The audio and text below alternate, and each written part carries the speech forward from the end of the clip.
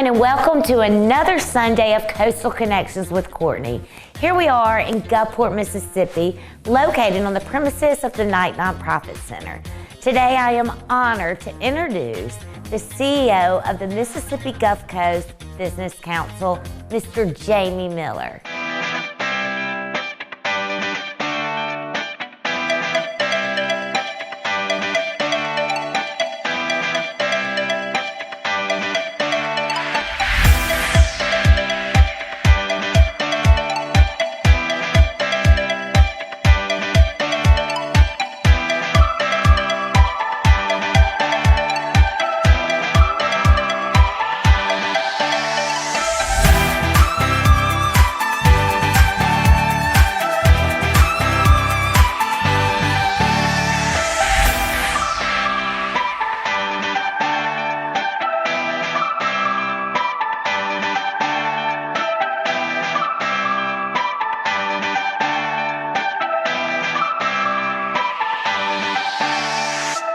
Hi everyone, and welcome to Coastal Connections with Courtney on another Sunday.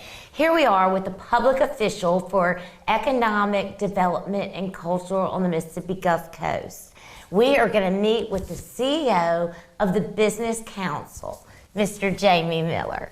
Thank you for having me, Courtney. Well, absolutely. This is a huge opportunity, and I just want to thank you for all you do. And I know you're from Gulfport, Mississippi Gulf Coast, Yes. And you went to Gulfport High School. I did. We share that, I think. I know it. I know. I was like, and you just turned 50 recently, correct? Yeah, fortunately or unfortunately, yeah, I'm 50 years old in January. So. Well, I'm very intrigued, and you have such a wonderful reputation. You're young. You just celebrated your 25th anniversary. Yeah, my wife and I have been married. We celebrated 25 years last February. And you have 3 children. Yeah, 3 wonderful kids. Yes, and you're 50 years old. That's a huge deal. And I am, you represent so much from Mississippi Gulf Coast. You've lived on the coast, born and raised, Jackson, as well as Washington, D.C., speaking on behalf of everyone.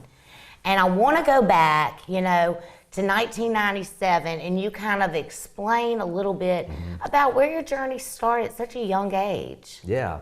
Had just finished college, had gotten married in 1997 and preparing to have our first child, but did not have a job. And so, employment and benefits and career became very important, and got the opportunity to become a coastal ecologist, kind of a entry-level biologist with the Department of Marine Resources. And although I had grown up in Gulfport, taking that job kind of exposed me to the entire coast, from state line to state line, and got to meet and know a lot of people in that job.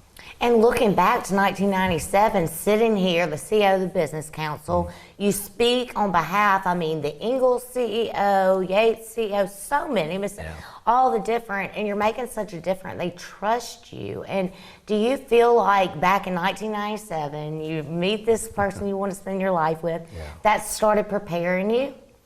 Yeah, when you meet the person you fall in love with and you start a family, career becomes important.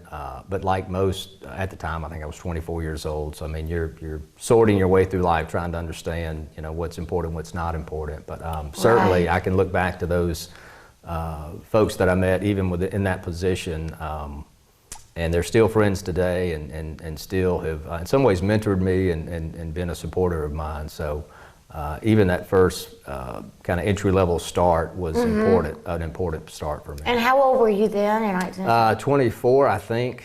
Just a baby. Yeah, I know. Yeah, didn't have any clue about what the world was really about. And so did you have some mentors step in and kind of guide you along this path? Yeah, you do. Mayor Hughes was actually in the Senate at the time. He was very involved with that agency. There were other House and Senate members that I got to know and got to meet. And as my career kind of grew and I went to work in the city of Pascagoula and became a deputy administrator there, relationships with Ingalls and some of the shipyards over there became more important. And each step along the way, you know, there's always been someone that's kind of helped support, you know. Absolutely, and you were such a young age, and you're hearing to all the needs. I bet you those certain jobs, you know, let you hear all different perspectives and different views, and bring it to, you know, now the board of, you know, business council in 2023. That's huge. Yeah, it's you know, starting off in an environmental career, my degree at USM was environmental biology and chemistry, and so I started out in a very, not a traditional economic development or political sense, but all those previous positions, certainly the ones that kind of celebrated the culture of the coast and our environment and our seafood and kind of the things that we cherish here. When I got into those more political roles like Chief of Staff in Washington, D.C., and the role I'm in now, although, you know, we represent business and industry, we are tied directly to our environment, tied directly to our culture here, and so I think it has informed me and shaped some of my opinions, and I hope it helps me make better judgments. And you listen, and you know, I was watching an interview, and you said, you know, somebody was like, you know, you can't do this alone. You're like, well, listening to all these different things, you can. There's not a monopoly of different opinions, and you take all of it and present it to the board. But if you're not listening and to different needs, it's hard to be in a leadership position as you are. Yeah, it's the coast is diverse in a sense that we're very independent thinkers. In my observation or my experience, you know, when I was serving as director of the Department of Marine Resources, we met a lot with our seafood industry and our, you know, our fishermen, which had very strong opinions about, you know, what things should be happening. But I think that's true for the whole coast. I mean, for the most part, we've got a diverse number of opinions that really want a seat at the table. And they're firm opinions. And I mean, they're firm opinions. Yeah, and so you can't ignore them. No way. And you have to listen. But at the end of the day, you know, you're never going to get 100% consensus on all the decisions that need to be made. But you at least need to, I think, hear people out and kind of see where they're coming from. Absolutely, and it takes somebody. I mean, these are big decisions and weight that's carried on you, because you know, you're looking in the mirror, you're standing with God, and you're making the right decisions for myself as well as all of these other, you know, CEOs of their certain business. From the mom and pop business to the casino, and then bam, the development. Tell me about that. Well, I spent some time with the Mississippi Development Authority last 5 years, which is the state's lead economic development agency. And so recruiting companies nationally and internationally to Mississippi is very competitive. And it requires a lot of teamwork, obviously, locally, state level, and even in D.C. Mississippi, in my opinion, has done a good job in the last 10 years. The climate has changed. Workforce and amenities in local communities are very important to companies that are going to bring employees here. I think we're at least focused around the right priorities now. We still have a lot of work to do, but I think for the most part, we're focused around the right things. The coast has had several setbacks, obviously, you know, with Katrina and the oil spill and financial crisis, and you know, then the pandemic just a few years ago. But we seem to be very resilient. You know, I think it's part of our people. We're just a resilient people, and we come back. But we need to do more. I mean, you know, we need to not ever be complacent about where we are, and I think that's. I try to be an encouragement to people. I mean, there's a lot of things you can kind of. You know, nitpick about Mississippi or the coast, but I think generally it's a great place to live. Right, and I love what you went into a position post oil spill, but you had actually walked to the different islands. You had seen it with your own eyes. This is your home, you know, you have a family. What job was that, and what was that like? Seeing it. Yeah, well, you know, my first job was as a coastal ecologist at DMR, and then I later returned after the oil spill and became director of the agency. And so leading that agency, I was familiar with its mission and familiar with its, you know, its personnel and kind of what it was there to do. It was a very challenging time. Obviously, the perception of the coast and kind of our brand had been tarnished because people from other parts of the country thought that, you know, there was still oil on its beaches and our seafood was contaminated. It took years to kind of overcome that. but I felt like I was in a good place to be able to lead the agency at the time, and felt good about where we ended up. I mean, you'd have to be, and I feel like we're 1/3 into your resume. We're going to take a quick break, but I want to hear more about the DMR, how many years you worked there, a little bit about your family, and also the people that you're representing, how you're making these things happen, getting the different opinions, and then helping the development, positive development, cultural and economic. Yeah, look forward to it. So we're going to take a quick break, and we will be right back.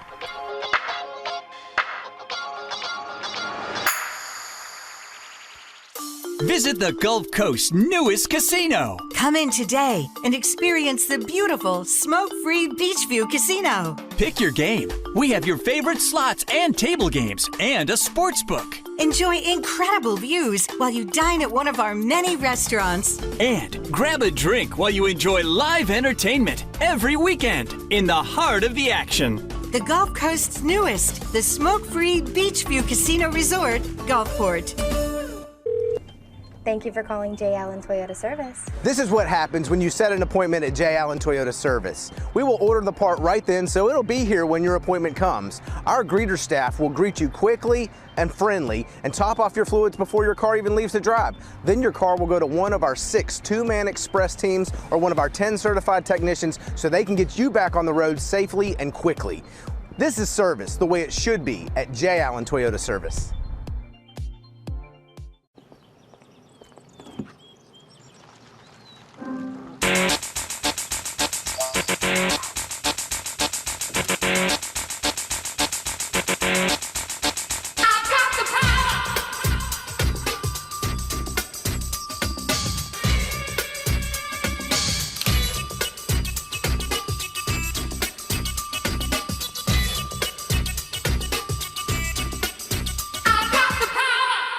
Right now at Butch Ostelet Ford in Gulfport, get a new 2022 Ford Edge with a $3,000 rebate plus 0% for 36 months. Butch Ostelet Ford will beat your best deal regardless. Now at Butch Ostelet Ford in Gulfport, get a new 2022 F-150 with a $1,000 rebate plus 0% financing for 36 months. Butch Ostelet Ford will beat your best deal regardless.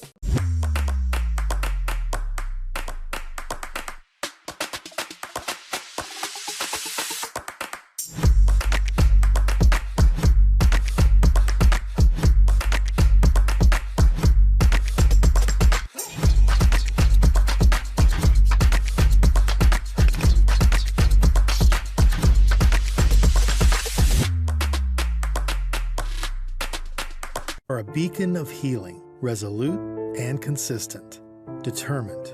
We are problem solvers, driven to overcoming obstacles, unshakable. We are prepared, capable, experienced, unbeatable.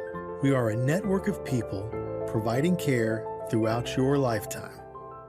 We are believers in the healing power of compassion. We are Memorial.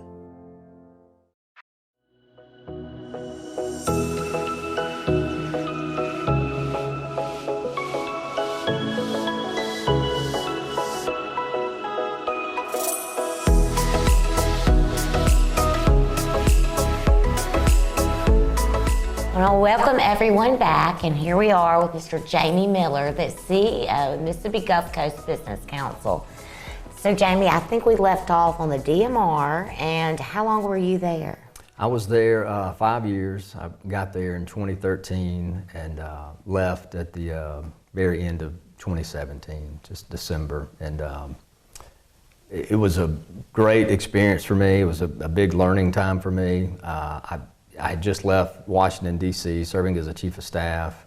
I was ready to come back home. My family had stayed in Gulfport. And how long were you in Washington, D.C.? About a year and a half. When Stephen Plazo had won his election in 2010 and went to Washington, he asked me to come and serve as a district director, and I did that for a time. And then eventually he asked me to come to Washington to be his chief of staff, and so I did that through his first term, and then he got reelected, and I had just made a personal decision to, you know, Right, it was with time your to family being be here. with my family, and I learned a lot in Washington. Washington requires a lot of your time and effort, but it was a professional highlight to serve South Mississippi, obviously. Yeah. And then when the opportunity to be the director at DMR came, and it was a good fit for me, and it was good to be back on the coast. Absolutely. And at that time, you know, you said it was kind of a personal decision. You thought it through. You had family to consider as well as career. You're probably like, I don't know where this would lead, and I'm leaving. But look, would you think that you would be sitting here as, you know, the CEO of the Business Council? No, you know, God has, every time I make plans, God changes them. And so I've learned to Isn't that the truth? quit making plans. But, Sure. But He has blessed me with opportunities to stay employed and stay employed with organizations and with people that are that like the coast, that like Mississippi, Right. and want to see people do better. Right, and I love that because, you know, you speak on behalf of, you know, the economic, the development, the culture, but it's positive. Like, you're like, we've got to continue growing. After Katrina, you know, it's just like all this desolate, like, devastation, and it took people like thinking big, like, we don't have a choice. We got to stay calm, and we've got to make this better. Yeah. Katrina, I think no one could prepare for Katrina. I mean, it was just too big and too devastating. It really was. And I think Horrible. that was the catalyst really for the Business Council to stand itself up. Business leaders like Anthony DePazzi at the time with Mississippi Power, John Hairston, Ricky Matthews Yes. with the paper. It was a host of people that knew Right. there needed to coalesce around an organization that could lead that recovery effort. And it benefited the coast in many ways. I mean, the Knight Nonprofit Center where we're at today was kind of a generated out of that, the Business Council, Right. to organize nonprofits and increase our capacity within nonprofits and volunteer organizations. The Regional Tourism Board that we have now was kind of came out of that effort. You know, fast forward 15 years, I mean, you can see all the growth and development that's occurred since Katrina. Now, we've Right. had some setbacks along the way, but the Business Council has been the constant voice of business and industry on Yeah. the coast in Jackson and Washington, D.C. And that's why I got, you know, excited about coming down here to be the CEO, because I had, you know, been in both those roles in Washington and D.C. And really what makes areas successful is leadership at the local level. For sure. And so we've got a great group of business-minded people here. We certainly have our challenges, but I think if we'll approach them, if we'll be honest with each other and be fair and not too quick to criticize what people are doing, I think we can make some strides again. Yeah, and what's it like? I mean, you're young. You're a lot younger than these people that you know. You are, like you mentioned, you know, Mississippi Power, who was involved, Ricky Matthews. Yeah. But I mean, you are in a position. You're very trusted. Yeah. And you know, how long have you been in your position? I've just, you know, I left the Mississippi Development Authority in November. I've been here in this role for about 60 days, and so I feel like it's really fresh. Of course, I'm familiar with the coast. I know a lot of the people, but I really needed to get back down here and kind of do another road tour and listening tour, because you know, Jackson is a bubble and the coast is somewhat It really of a bubble, is. and you That's can't. how it was at Ole Miss. I mean, it Right. was like people Yeah. kind of stay in there. Yeah. So I really wanted to get down here, and before making too many assumptions about what needed to happen, you know, listen to people and hear from people. And I'm still doing that. It's going to take me a little time to do that. Right. Well, I think you're doing a great job, and I'll tell you, I have had all of my sponsors. Ben Stone mainly was like, Jamie Miller, you've got to get him on your show. And you know, with the development, that's kind of my mission. I try to focus on all positive. I mean, you know, what's happening good Right. people and leaders. But with the development, you being so new, that's got to be a big responsibility for you. Yeah. It's important to, I think it's important to be positive. If I get criticized for anything, it's probably because I'm a little too positive sometimes. Me too. But with that being said, it's also important in the role I am now to be very honest about our deficiencies or where we have areas that we need to improve. And the expectations for the business council is that we're going to, we need to keep the pulse of the coast. I mean, we need to be measuring how are we doing in sales tax, how are we doing in tourism, what's our workforce look like? Right. I mean, so there's some cold realities that every region faces, and if you don't have a credible entity like the Business Council kind of bringing those forward, and putting it in perspective. And I think context is important. We've got a lot of bright spots along the coast, but we have challenges like everybody, and so I don't. The goal is not for me to be liked or the Business Council to be liked necessarily, right. But we do need to be respected. We do need to be credible, and I think we've got a good organization that does that. Absolutely. And, that's how, learning, me becoming a business professional and learning from people like you and different mentors, of course. I'm always so positive. I'm obsessed with Joel Osteen, the power of positive thinking. But you also have to break it down and be like, okay, this is how it is. Yeah. Let's be positive, but what's really going on? Right, and let's make the best decision. Yeah. And I feel like the best man is you in your position. Well, and you're very new at it. Yeah. I want to, if you don't know what the problems are, you can't fix them. Exactly. Awareness, correct. If you're not honest about what they are, you can't fix them. And sometimes that's going to ruffle feathers and upset people. And I think the way you approach that and the way you do that has a lot to, has to do with the outcomes that you may see. And so we'll see how my first year goes, but right now. I won't be back. And Jamie, I do want to ask you this. I'm personally interested, but when you were working in Washington, it is a fact. We are development and we are growing with the tourism, the casinos. Are we spoken highly of? Or do people see the potential of Biloxi and Gulfport and Ocean Springs, different counties? Yeah, I would say certainly in Jackson, people love the coast. They like to visit the coast. Okay, they're not sure if they want to live there because it's a bit misunderstood. They don't understand our geography, When you say misunderstood, what are their perspectives on that? We're kind of in between New Orleans and Mobile. We're a little bit more moderate thinking. Our culture's more Catholic, more, I would say a little more open than, say, Tupelo or North Mississippi. Right. But they don't, I tell a joke, and it's true. I was in Jackson, and somebody asked me where I lived. I said, well, I'm from Gulfport, and they said, is that Biloxi? And they don't. Oh, I know. It's kind of like Madison and Jackson and Pearl and Brandon. We're kind of lumped in together.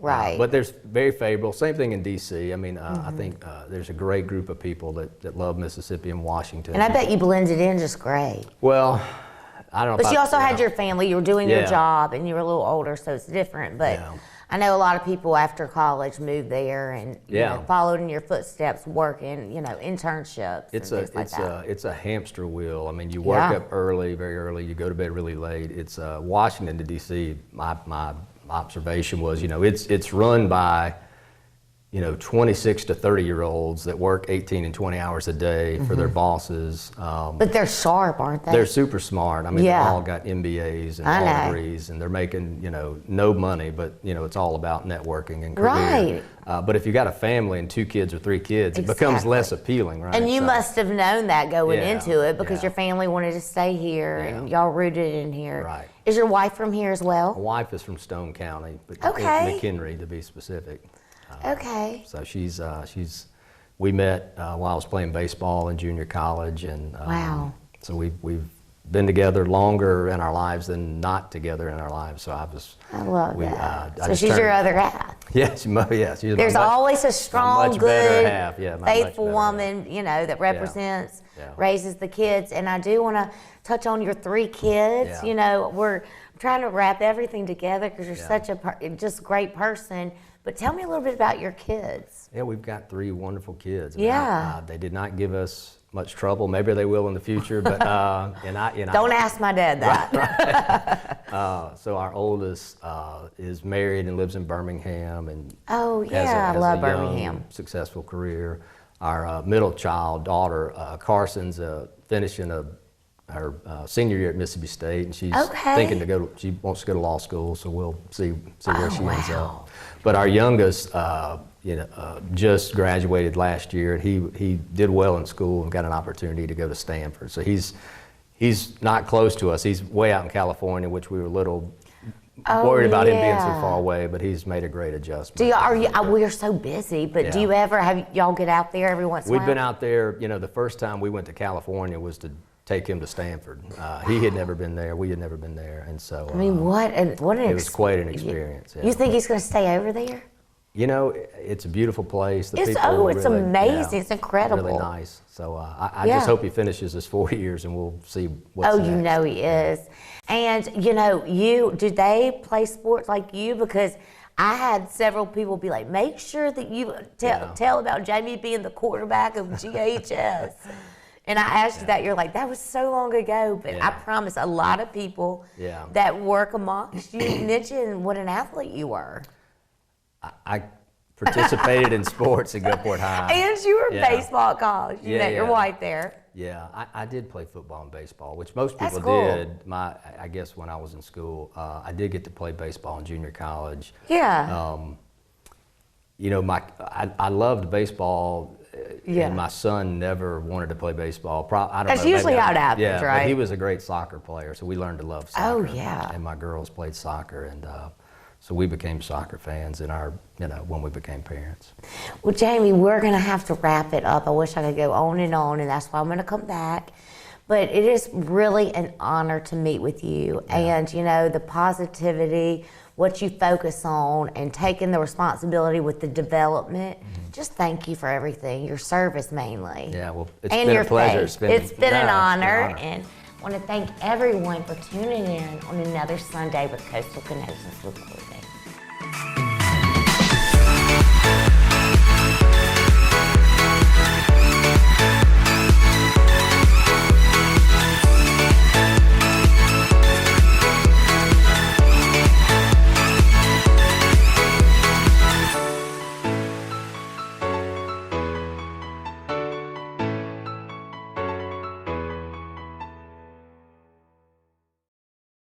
When your appointment comes, our greeter staff will greet you quickly and friendly and top off your fluids before your car even leaves the drive. Then your car will go to one of our 6 two-man express teams or one of our 10 certified technicians so they can get you back on the road safely and quickly. This is service the way it should be at J. Allen Toyota Service.